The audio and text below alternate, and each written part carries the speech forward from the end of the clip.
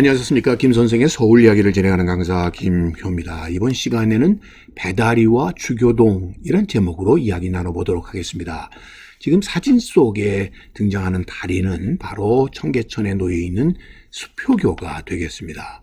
자, 수표교와 같이 이렇게 돌다리로 만들어져서 영구적인 다리의 형태를 갖춘 것이 아니라 나무로 만드는 바로 배다리가 있어서 흔히 배다리꼴 혹은 배다리꼴이라고 하는 명칭으로 불려졌었던 것이 한자명으로는 주교동, 배주자에 다리교자를 쓴 주교동이라고 하는 마을의 이름이 됐다라고 하는 것이 현재 서울 중구에 있는 주교동의 유래가 되겠습니다. 또 한편으로는 주교사라고 해서 배다리를 관리하는 관청이 있었다고 해서 주교동이라고도 하는데, 이 지역은 사실 홍수가 자주 일어나는 지역이다 보니까 중인 이하의 신분들이 주로 살았던 곳이고, 특히 청계천이 복개되면서 상업지역으로 발달하게 되어 오늘날 중구 을지로동의 관할하에 있게 된 곳이 바로 이 주교동이 되겠습니다.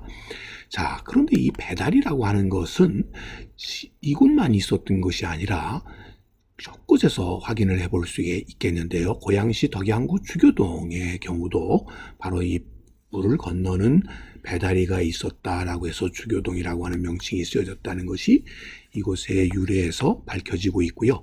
이런 배다리를 건너 고개 너머에 있는 마을이라고 해서 넘말이라고 하는 마을이 있었다라는 것이 이곳의 유래 속에서 소개되고 있습니다. 이처럼 인천 동구 배다리 마을이라든지 양평 배다리, 평택 배다리 등 곳곳에 이런 배다리들이 놓여지게 되었는데, 자, 이런 배다리의 경우는 서울에서도 다른 곳에서 또 확인해 볼 수가 있는 것이 지금 안산과 인왕산 사이에 무학재 쪽에서 발원을 해서 한강으로 유입되는 바로 만초천이 흘러내리는 곳에 중요한 길목에 해당되는 지금 청파역이 있었고, 청파역 가까이에 바로 배다리가 있었다는 것을 이 지도에서 확인해 볼 수가 있습니다. 그래서 현재 청파 배다리터라고 하는 표지석이 그곳에 세워져 있는 것을 확인해 볼 수가 있는데, 바로 이곳에도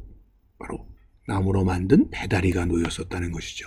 마침 이 지역은 이 시흥으로 가는 길과 삼남대로로 가는 길이 갈라지는 이런 가림길에 위치해 있었던 배다리가 되겠는데요.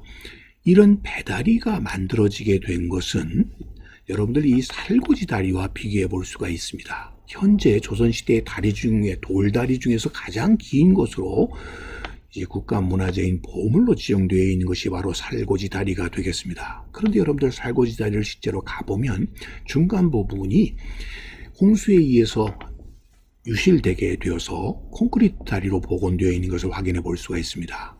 자, 이렇게 돌다리로 만들어졌어도 홍수 등의 결국 급류에 의해서 휩쓸려서 유지 관리에 어려움들이 많았었다는 것이죠. 그러다 보니까 이렇게 특별히 만들어진 돌다리와는 다르게 임시로 만들어지는 다리들이 더 경제적일 수 있었다는 것이죠.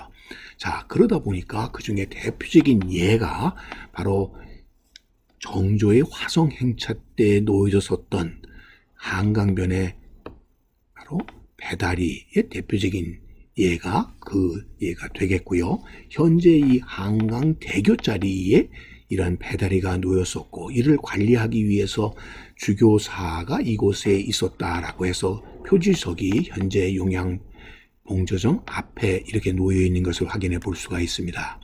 다시 당시에 화성 행행을 했었던 것을 이렇게 그렸던 그림을 보더라도 배를 이어가지고 그곳에 주교를 설치했었고, 이것이 바로 임시 다리로 이용이 되다가 행차가 끝나고 나면은 이를 해체하는 일을 반복했다라는 걸 확인해 볼 수가 있는데, 이것 또한 홍수 등에는 이렇게 영구적인 다리의 관리가 어려움이 있었기 때문에 이런 임시 다리를 나와서 운영했었다는 걸 알 수가 있겠습니다. 이와 마찬가지로 현재의 이 주교동 일대에도 다리가 놓였었다는데 현재 그 실물은 확인해 볼 수가 없습니다. 대신 그 자리에 배다리가 있었던 자리에는 현재 배옥의 다리가 이렇게 청계천 위에 놓여져 있습니다. 지금 사진에서 보시는 것과 같은 이런 다리가 놓여져 있는데 지금 이 다리를 건너가게 되면 보이는 쪽이 바로 지금의 종로 4, 5가 지역에 연지동이 있는 지역으로서 그 지역에 일찍이 이현이라고 해서 102자에 고개현자를 쓰는 이현이라고 하는 서울 이 한양 도성 가까이에 있었던 중요한 장시였었던 소위 칠패와 더불어 이현이 그 당시에 있었고 이 이현이라고 하는 것을 우리말로 배옥계라고 부르게 되니까 바로 배옥계로 가는 다리라고 해서 오늘날 복원된 다리의 이름이 이 배옥의 다리가 되겠고 이 이현을 중심으로 하는 상업 활동에 중요한 이 물류의 길목이 되었던 곳이다 보니까 홍수 등에 대비해서 이런 배다리가 운영이 되었었다라고 하는 것을 추정해 볼 수가 있겠습니다.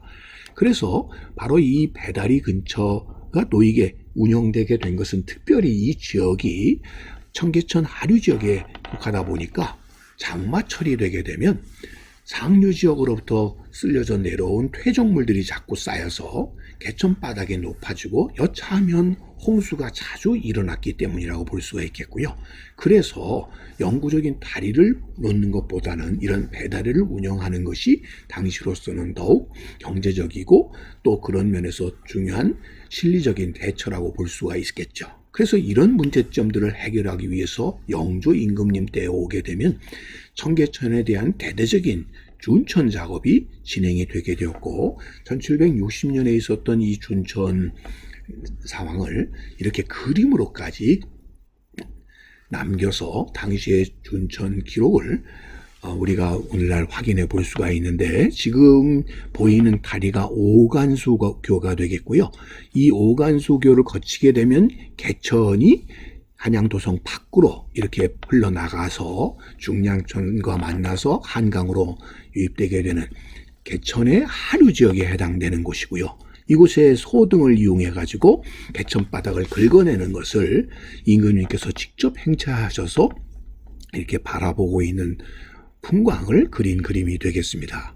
이렇게 해서 양편으로 이런 개천 바닥에 흙들을 쌓아 올리게 되니 이를 당시에는 가산이라고 불렀죠. 가짜산이라고 해서 가산이라고 불리웠던 것들을 확인해 볼 수가 있고 가산이 휩쓸려 내리는 것을 막기 위해서 버드나무들을 이렇게 심었었다라는 것을 확인해 볼 수가 있겠습니다. 자, 이런 노력들이 거듭되는 과정 속에서 가산이었던 것이 명칭이 바뀌어서 향기로울 방자를 쓴 방산이 되게 되고 그래서 오늘날 방산시장으로 이어지게 되었다라고 보시면 되겠습니다.